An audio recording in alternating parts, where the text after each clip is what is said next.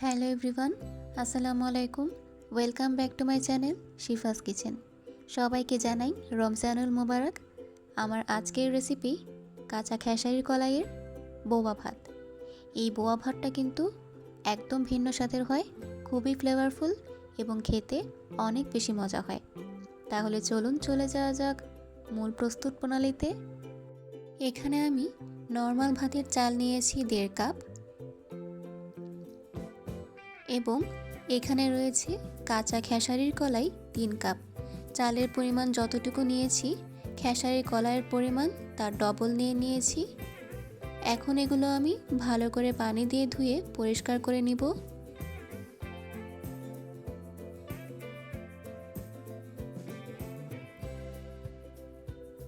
এখানে আমি চাল এবং খেসারির কলাইটা ভালো করে ওয়াশ করে নিয়েছি। এখন চলে যাব মূল রান্নায়। আমি এখানে একটি প্যানে দিয়ে দিব সরিষার তেল 1/2 কাপের মতো। তেলটা হালকা গরম হয়ে এলে এর মধ্যে দিব গরম মশলা। এখানে আছে 2টি তেজপাতা, 2 টুকরা দারচিনি, 4 থেকে 5টি এলাচ, 4 থেকে 5টি লবঙ্গ। এগুলো আমি হালকা করে ভেজে নিব। ভাজা হয়ে গেলে এই পর্যায়ে আমি এর মধ্যে চাল এবং খেসারির কলাইটা দিয়ে দিব। এরপর এটা আমি ভালো করে নেড়ে চেড়ে নিব।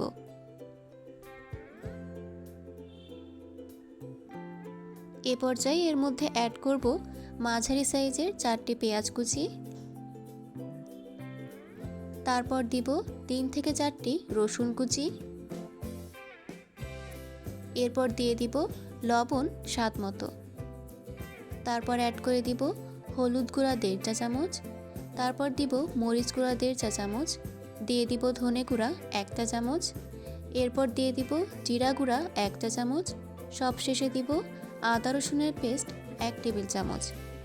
তারপর আমি এটা ভালো করে নেড়েচেড়ে কষিয়ে নিব।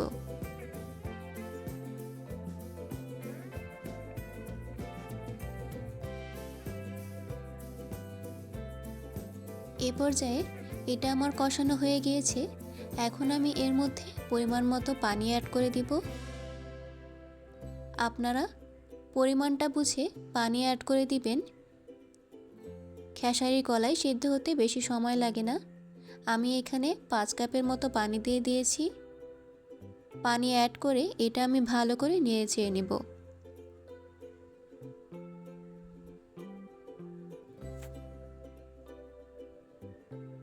এখন আমি ঢেকে দিব যতক্ষণ না এটা ফুটে উঠছে।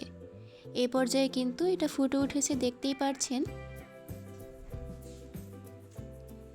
এখন আমি এটা হালকা নেড়ে চেড়ে নিব। আমি এখানে 2টি টমেটো কিউব করে কেটে নিয়েছি। টমেটোগুলো এর মধ্যে দিয়ে দিব। এরপর দিয়ে দিব ফ্লেভারের জন্য 4 থেকে 5টি আস্ত কাঁচামরিচ। এখন আমি হালকা নেড়ে চেড়ে ঢেকে রাখবো যতক্ষণ না রান্নাটি কমপ্লিট হচ্ছে। এ পর্যায়ে আমি ঢাকনাটি খুলে দিব। আমার বোয়া ভাতটা কিন্তু একদম কমপ্লিট হয়ে গিয়েছে। সব কিছু একদম পারফেক্টলি সিদ্ধ হয়ে গিয়েছে। এখন আমি একটু এটা নেড়ে চেড়ে দিব। এ পর্যায়ে আমি এখানে ঘি দিয়ে দিব 2 চা চামচ। এতে করে ফ্লেভারটা অনেক বেশি ভালো আসবে। তারপর একটু ছড়িয়ে দিব ধনেপাতা কুচি। এরপর চুলা অফ করে ঢেকে দমে রেখে দিব 5 থেকে 7 মিনিটের মতো। ফিরে আসলাম 5 থেকে 7 মিনিট পর। এখন আমি এটা ভালো করে নেড়ে চেড়ে নিব। দেখতেই পাচ্ছেন বোয়া ভাতটা কতটা ঝরঝরে হয়েছে। এখন আমি এটা পরিবেশন করে নিব। ব্যাস, রেডি হয়ে গেল মজাদার বোয়া ভাত। আপনারা অবশ্যই এভাবে এটা ট্রাই করে দেখবেন। খেতে কিন্তু অনেক বেশি ভালো লাগে এবং আমাকে কমেন্ট করে জানাবেন কেমন লাগলো। আমার এই রেসিপিটা যদি আপনাদের কাছে ভালো লেগে থাকে তাহলে অবশ্যই আমার ভিডিওটাকে শেয়ার করে দিবেন এবং আমার চ্যানেলটিকে সাবস্ক্রাইব করে আমার পাশেই থাকবেন। ধন্যবাদ।